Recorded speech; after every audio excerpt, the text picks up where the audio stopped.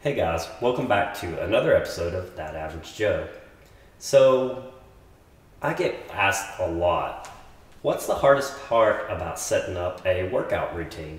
And I always say the hardest part of any workout routine is getting in the front door. Once you're in the gym, it's easy to set up goals, get a routine started, know what works, what doesn't work. No rep schemes, all that kind of stuff. But the hardest part for most people is just walking in that front door. Everyone has an excuse why they can't go to the gym, why the gym's not right for them. But give it a try. Just walk through the front door and then the rest is going to follow. But let's say you get through the hard part. You get in the door and you've been working out for a little bit, and the next thing you know, you start hitting plateaus, or you just want to sit at home and watch TV after work sometime. All of us hit these times where we really need to work on maintaining our exercise momentum. And this is what this episode is about today. I love the gym. I love going to the gym, but sometimes even I want to just sit at home, watch TV, or I just feel like I've done so much that I don't want to do it anymore. But there are some proven ways we can help ourselves maintain that momentum, stay in the gym, reach those goals that we're wanting, and hopefully have a little bit of fun along the way. So, number one, stick to a schedule. Set a specific time that you're going to go to the gym and then stick to that time.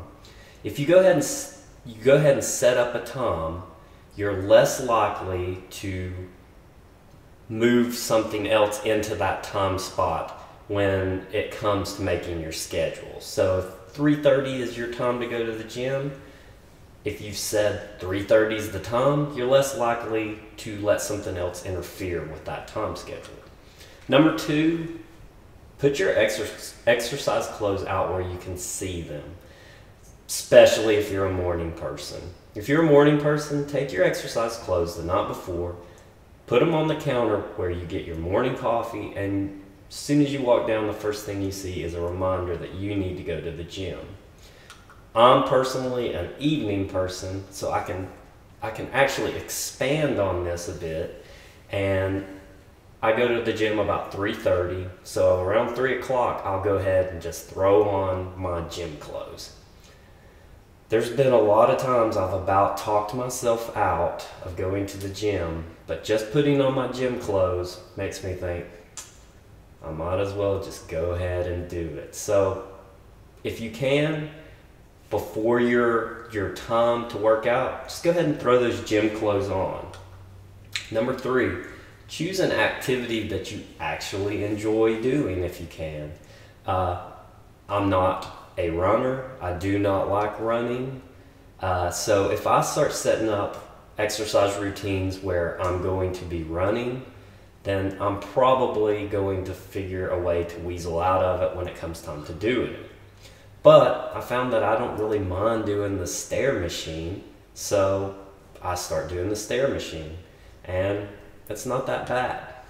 Number four, think of going to the gym not as a chore, but think of it as me time. I always say that the gym is like my Zen time. I can go in, I can just lift weights, I don't have to think about anything else except what I'm doing at the gym at that moment. It's kind of part of that new wave of mindfulness. You want to clear out your brain and just say, this time is dedicated to me and I'm going to use it to better myself here at the gym. In the end, your mood's going to be better, your energy's going to be better, and you're going to be a lot happier.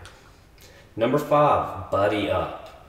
Not only does it motivate you to have a friend at the gym, and then once inside the gym you can motivate each other, it also holds you accountable. If you know your friend's going to be at the gym at 3:30 waiting on you, you're more likely to show up at 3:30 at the gym. at least if you have a good gym buddy, that is. And you can actually expand on that. Number 6, make it a social event. So let's say you have coworkers, family members, friends that are wanting to get fit as well. Say, hey, let's all meet up at like the gym at 6 o'clock, and once we're there, maybe we can work out some stuff together, or we're going to run after work together. That will keep you motivated, it'll keep them motivated, and it's kind of fun. This is one of the things where I like CrossFit and I like the gym. I like doing both of them, but I will say that the social aspect of CrossFit is very strong, and I think that's one of the things that makes it so effective. You go into the box, you see the people that you know every day, they're there for the same reason, and it really, if you don't show up, a lot of times they're like, where were you yesterday? That's highly motivating to get in.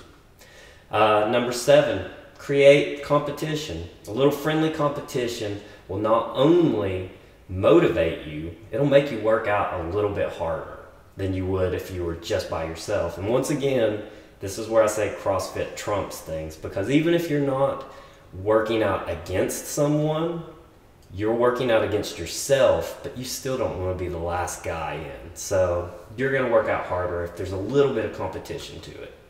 Number 8, journal your efforts.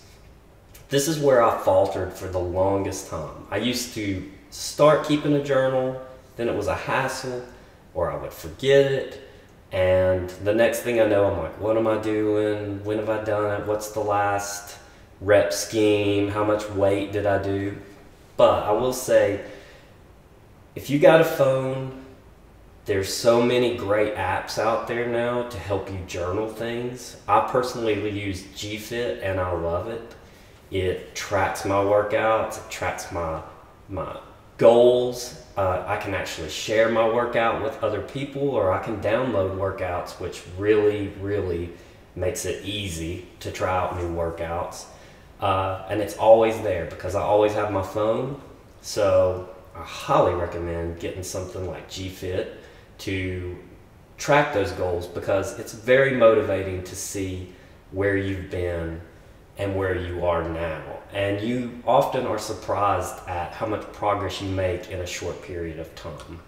And number 9, just do it to be a good example. So if you're going and doing physical activity, you're a gym person, other people's going to see that you're a gym person. So it's kind of think of it as like helping out your kids or your nieces and nephews or your other family members by being an example and showing that physical activity is important. I try to take my nieces on hikes and stuff like that so that they see that it's important to get out there and be physical and care about your health and stuff like that. Number 10, reward yourself. This is the one that we often skip, and it's the best one. I mean, we're giving ourselves a reward, but we skip it because we've got these set goals, and it kind of goes counterintuitive to what we're wanting, especially if our goal is to lose weight. But let's say your goal was to make it to the gym 5 days a week, and you make it that 5th day. Give yourself a little bit of ice cream or something like that. That's what I do for myself. You met your goal, you should get a little bit of reward. I mean, you don't get crazy with your rewards, but you already know that. But reward yourself. You earned it. Number 11, continuously set new goals. And this is another hard part. We go in, what usually gets us in the gym is we have a goal. So we'll go in, and once we get to that goal, we quit. It's that easy. What you need to do is when you reach that goal, set a new goal. Don't set a huge goal. Set small goals along a path so that you can see yourself getting better and better. Whether it's for health, whether it's to lose weight, or just look better. Set those goals, small ones, track them, and look back and say, look where I was and look where I am. It's very motivating to do that. And that's my whole story today. Hopefully, this will help you out because I use it myself. So give me some feedback, give me some comments, and most importantly, join me for another episode of That Average Joe. Thanks again.